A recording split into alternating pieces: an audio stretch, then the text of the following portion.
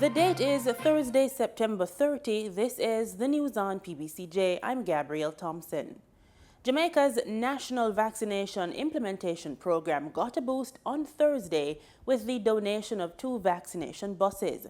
The buses were donated by the people and the city of Yantai, China.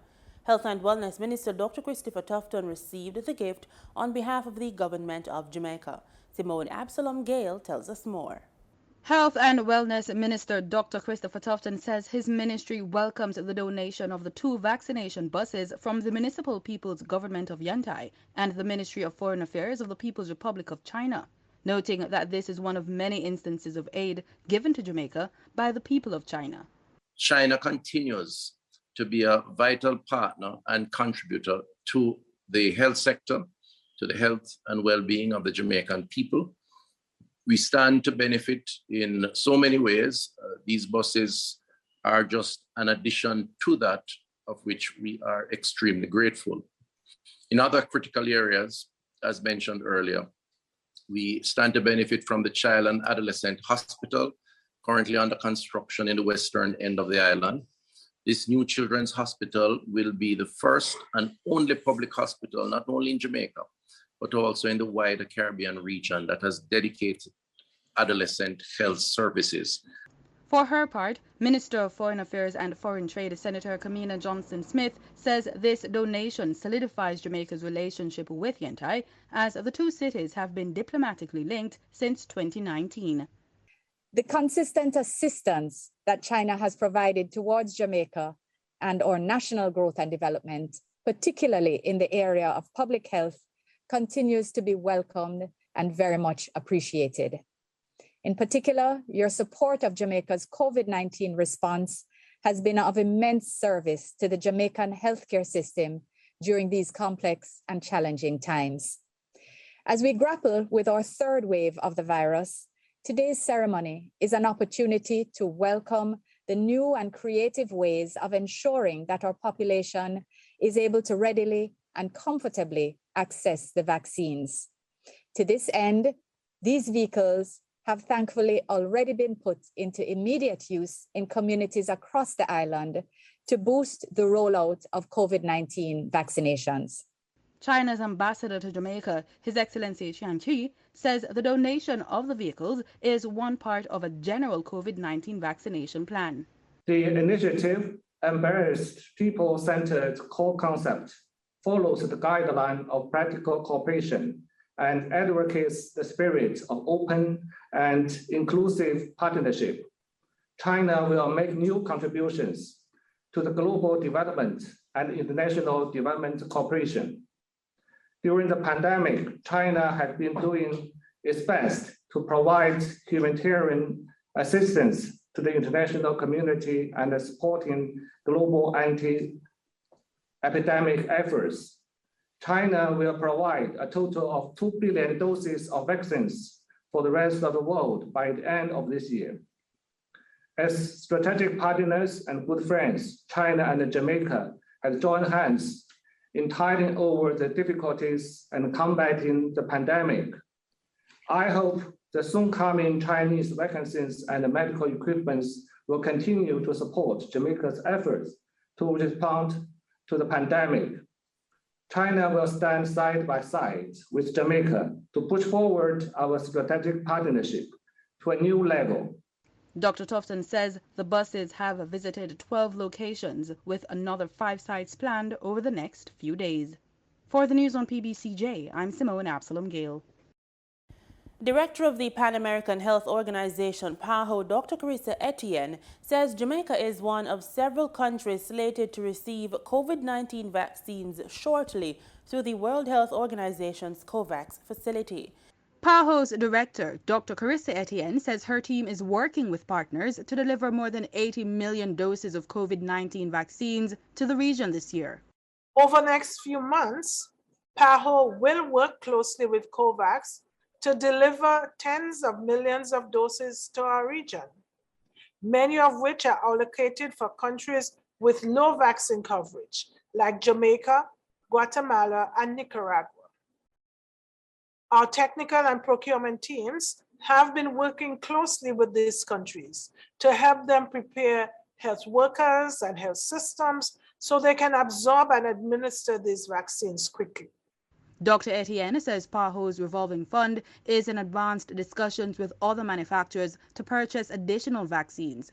Our revolving fund is in advanced discussions with vaccine manufacturers to purchase additional COVID vaccines on behalf of our member states to complement bilateral deals, donations, and doses that they are receiving via the COVAX mechanism.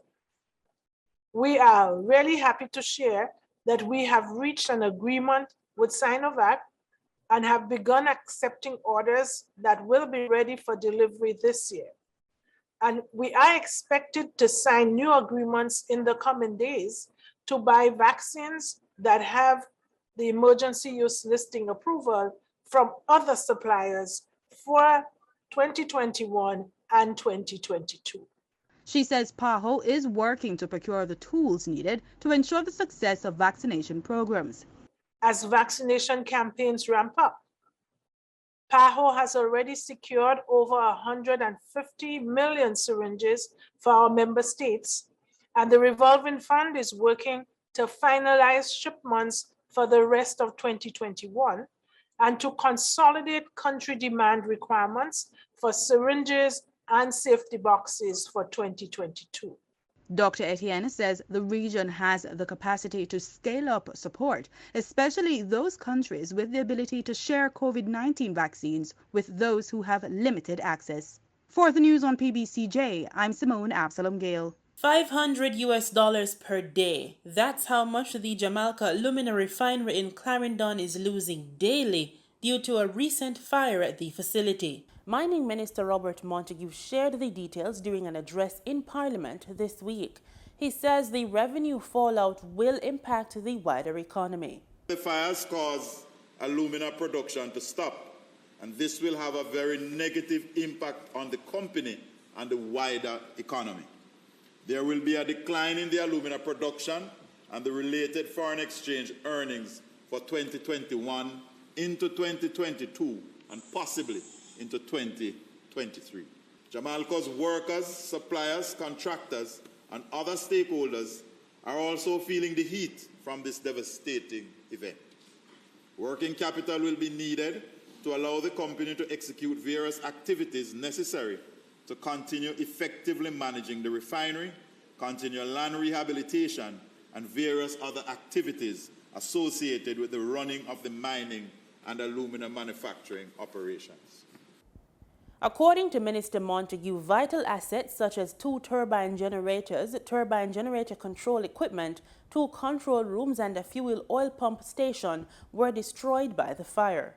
The company has already submitted a claim for US $150 million for business interruption, which is expected to meet its monthly expenses for 10 months, out of an estimated 18-month period of care and maintenance of the property.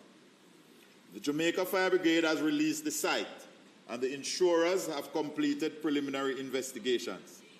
I am therefore heartened to advise, Madam Speaker, that the insurers are to release an advance payment of US $25 million to Jamalco. Restorative justice is an alternative approach to justice whereby all the parties with a stake in a particular offense come together to resolve collectively how to deal with the aftermath of the offense. As the island continues to grapple with high crime rates, Justice Minister Delroy Chuck said thus far restorative justice centers have enjoyed a high success rate in resolving offenses. When you look even this year, the courts have been referring matters to us. And so far, from January to August, the courts referred 1,511 matters to restorative justice centers. And of those referrals, 1,295 agreements were reached. That's 86%. What it means is that these are parties in dispute. They have taken their matters to court, and the court feel that these are people who know one another. Many of them are domestic disputes. Refer them to the restorative justice centers. And the result is that 86% of them have been resolved. The parties have healed, they have gone back to court, and the court has removed all of the cases. So no one has a criminal record because they have been able to use restorative justice. Minister Chuck said that 3 new restorative justice centers will be added to the 18 already in operation. We presently have 18 restorative justice centers, and shortly we will be opening 3 additional ones. One in Pembroke Hall, Minister Nigel Clarke's constituency, and he's very eager to have one. One in MP Angela Brown-Burke constituency in Greenwich Farm. She's also eager and has been asking for it for the past year. And indeed, those of you who saw when the Ministry of Justice appeared in Parliament, every MP would like a restorative justice centre. Well, the third one we're hoping to put in Northern Clarendon in Bunker Hill, and we hope all 3 will be placed there before the end of the year. With the local court swamped with a backlog of cases, the minister believes that these restorative justice centers could help to ease the judiciary's case load. We will be appealing to the courts to refer even more matters. We will be appealing to the police to use and refer matters that have not gone awry to restorative justice centers, but also the communities. We will be sensitizing communities to encourage them where they see parties, neighbors in conflict, to contact the restorative justice centers so we can try to send a facilitator into these communities to talk to the parties to see if they can use this effective method of resolving disputes to settle their matters. Minister Chuck was speaking at Tuesday's Justice Ministry quarterly press briefing held at the ministry's Kingston headquarters. You can add zinc to a meal with the use of spices, and spices are not only good for your taste buds, they're also good for your health. The health benefits are had whether the spices are fresh or dried. Some of the best spices in the world can be found right here in Jamaica. In this edition of Culinary Trails, we meet a young man who is producing a smorgasbord of natural spices with added medical benefits, including improving heart health, memory, pain relief, boosting your immune system, and improving respiratory health.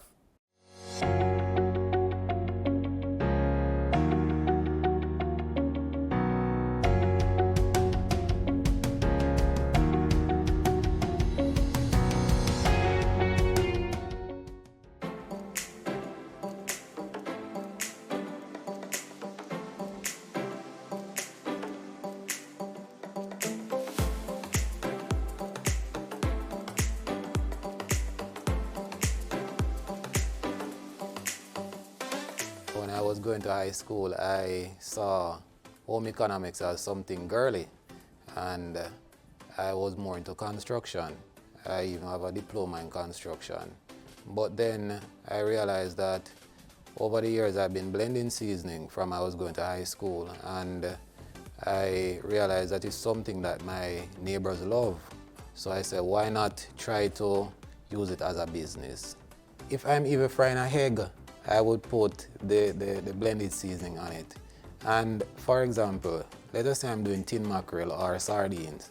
My neighbor would ask me, are you preparing steamed fish? That's how it brings out the flavor in the food. So that's how I know I had something that could go on the market, along with my neighbors telling me that it tastes real good. Paradise Blends came about 2017 when I met Miss Bernard, who is the Home Economics Officer at RADA in Clarendon. I had the idea of blended seasoning, and she said we could together formulate it, and that's where it started. My first seasoning was the natural grounded seasoning, which is a blended seasoning. It is all natural. It has no MSG, no additives, no sugar, no salt. And we would have the proper ratio with the scallion, the thyme, the ginger, onion, the natural vinegar, and the secret ingredients. How I came by doing other products is that one year I went to Dembe, and another person who does natural seasoning, he saw my one product at the time, which is the blended seasoning, and he said, why not try turmeric? Put turmeric in it. And I said, but if I do that, it would come yellow. But when I realized on the shelves, I see curry seasoning. So I tried the turmeric in the blended seasoning, and I got the turmeric seasoning, which is different from the others. So at this moment, I was told I'm the only person who is doing that. In that seasoning, I entered a competition back in 2018, and I won $110,000 for that seasoning as an innovation with the DIA lab. I go to the farm shows, and from there people would ask me, do you have a particular product, for example turmeric, the cayenne pepper, and I say, you know, this is something that I need to do. And it just came in time when there is COVID, and you know, it's an immune booster, the turmeric and the cayenne pepper, the garlic, the ginger. So I just tell myself I have to capitalize on this market. And now I have the turmeric, the ginger, the garlic, pimento, rosemary, basil, oregano, parsley, and the blended seasonings. I grow some, like the pepper, the scallion. I do a bit of rosemary. I buy some from people who grind them in Jamaica here. I do not import any of my products that I use in my products. I get them locally. They are all natural. It has no MSG, no salt, nothing to send you to the doctor. It will just keep you more healthy. In Kingston, I have them at Wellspring. Wellspring is in Crossroads and also in New Kingston. In Maypen, I have them in C&M, Meats and More, Mikey's, and also in Mandeville, I have them at Fontana Pharmacy. I have them in Old Harbour, in supermarkets in Old Harbour. I also have them at Fesco in Bogles. Paradise Blends, your health, our paradise. And you can find me on Instagram at Paradise Blends 1 and Facebook at Paradise Blends. And if you want to contact me, you can contact me at 876-790-0724.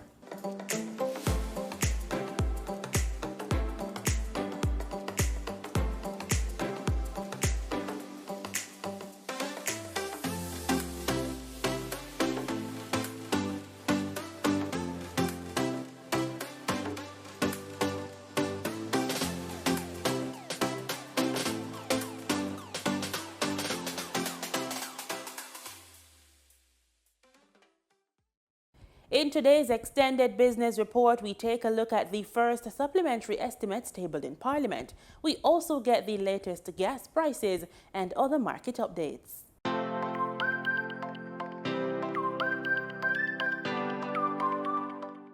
The Jamaican government is increasing budgetary spending by approximately $33 billion, while total revenues are being revised upwards by $33.5 billion for the full fiscal year.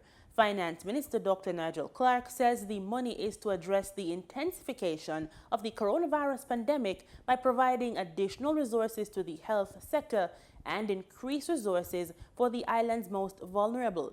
He tabled the first supplementary estimates in the House of Representatives on Tuesday. Dr. Clarke noted that the supplementary estimates are being tabled in the context of government revenues exceeding budgetary targets by $17.3 billion for April to July 2021.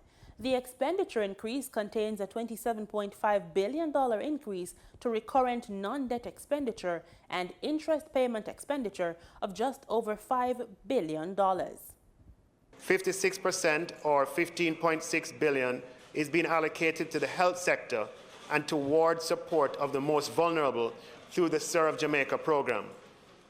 As such, the full year allocation to the Serve Jamaica program which is a government social and economic recovery program that's designed to respond to the challenges posed by COVID-19 and to facilitate a timely recovery from the pandemic and its effects, will increase from $60 billion to $75.6 billion.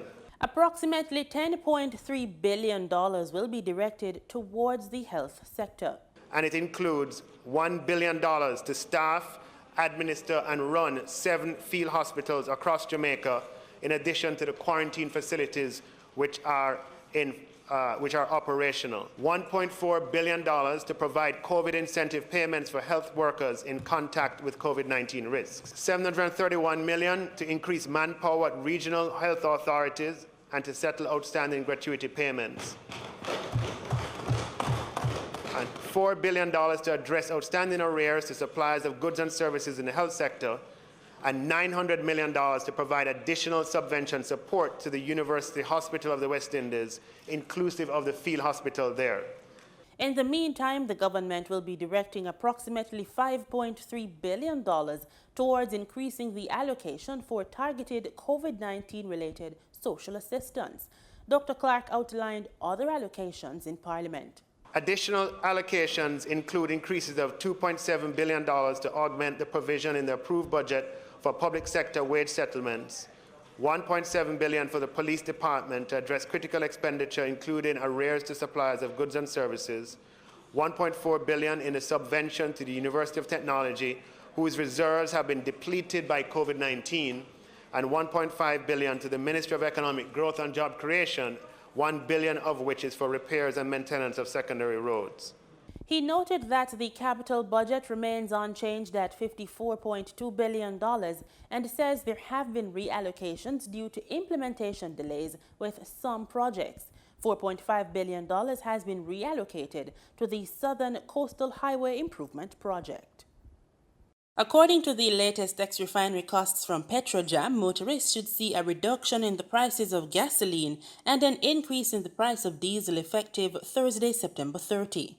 87 and 90 octane gasoline will be sold for $148.48 and $153.90 per liter, respectively, down by $1.80 and $2.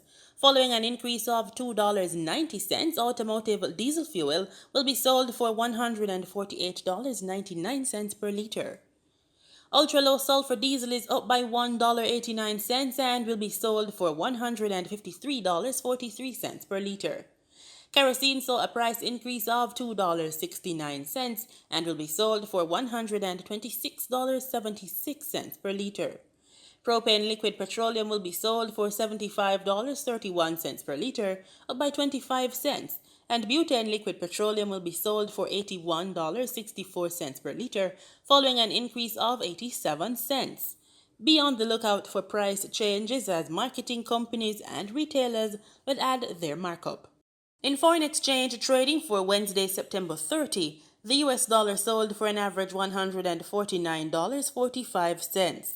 The Canadian dollar ended trading at $118.48. The pound sterling traded for $203.68, and the euro sold for an average $175.42. In Wednesday's trading session, the JSE Combined Index advanced by 2,442 points to close at over 413,000 units. Overall market activity resulted from trading in 101 stocks, of which 38 advanced, 49 declined, and 14 traded firm. The junior market index declined by 6 points to close at over 3,000 units. Stocks advanced for Access Financial Services Limited, Burita Investments Limited, and Berger Paints Jamaica Limited. Stocks declined for 138 Student Living Jamaica, AMG Packaging and Paper Company Limited, and Blue Power Group Limited. Trading firm were 1834 Investments Limited, CAC 2000 9.5% preference shares, and Caribbean Assurance Brokers Limited. Sagicor Select Funds Limited Financial was the volume leader with over 5.3 million units, followed by Pulse Investments Limited with over 3.8 million units, and Trans Jamaican Highway Limited with over 2.7 million units. In market data for oil, prices fell on Thursday, extending losses after official figures showed an unexpected rise in inventories in the United States, although prices seem to have stabilized following a recent run of gains. Brent crude futures fell 11 cents at $78.53 a barrel after falling 0.6% on Wednesday. West Texas Intermediate crude fell 5 cents to $74.78 a barrel, having also declined by 0.6% in the previous session. Here are some of the stories making headlines across our region. In Guyana, a 17-year-old boy is among 5 additional coronavirus-related deaths recorded by the country's Ministry of Health. 2 other young persons, a 28-year-old and a 33-year-old, both males, are also among the latest fatalities. Gordon Mosley has the details on these fatalities and the news that no more first doses of the AstraZeneca vaccine are available in the country. The Ministry of Health did not indicate whether the latest COVID victims had underlying conditions, but it was made clear that they were all unvaccinated. Health officials continue to warn about the increased spread of the virus and its deadly attack on younger persons, especially those who are unvaccinated. According to the Ministry of Health, more than 95% of the persons who have died from the virus were unvaccinated.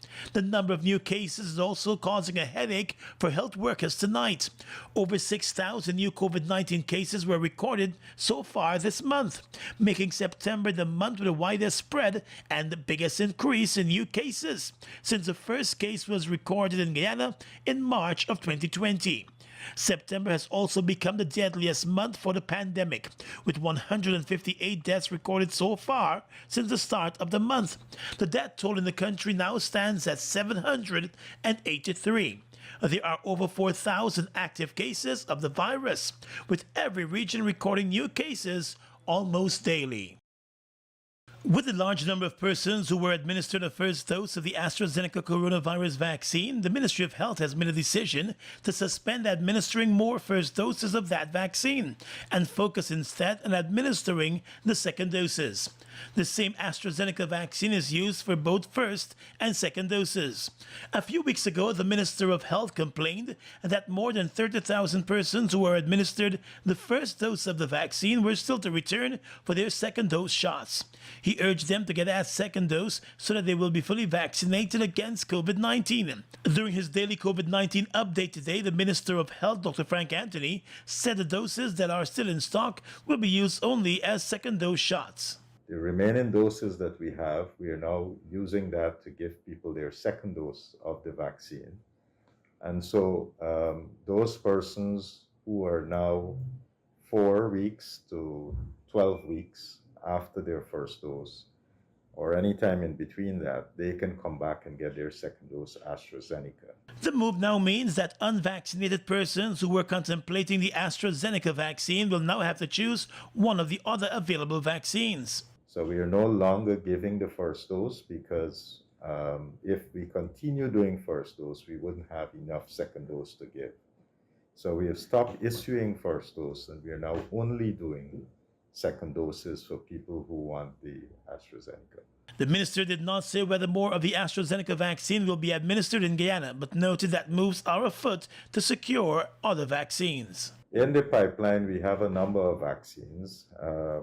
They include more Pfizer, J&J, and some other vaccines that we're looking at. The AstraZeneca vaccine was the first vaccine made available in Guyana through a donation from Barbados. Guyana eventually received additional doses of the vaccine through the COVAX initiative and other sources. The other vaccines being administered locally are Johnson & Johnson, Sputnik V, and Sinopharm for adults, along with Pfizer for children between the ages of 12 and 17 years. Over now to sports. A new women's football initiative was recently launched by CEO of the Bob Marley Group of Companies, Cedella Marley. The Football is Freedom initiative aims to support the development of women's football at the grassroots level. It will provide tools and resources for the development of growth of women's football throughout the Caribbean and Latin America, as well as diaspora communities in the United States. The inaugural Football is Freedom fundraising match takes place on Sunday, October 24th in Fort Lauderdale between the national women's teams of Jamaica and Costa Rica. And that's our package. Join us tomorrow, same time and place, when we bring you more news and sports right here on PBCJ, the People's Station.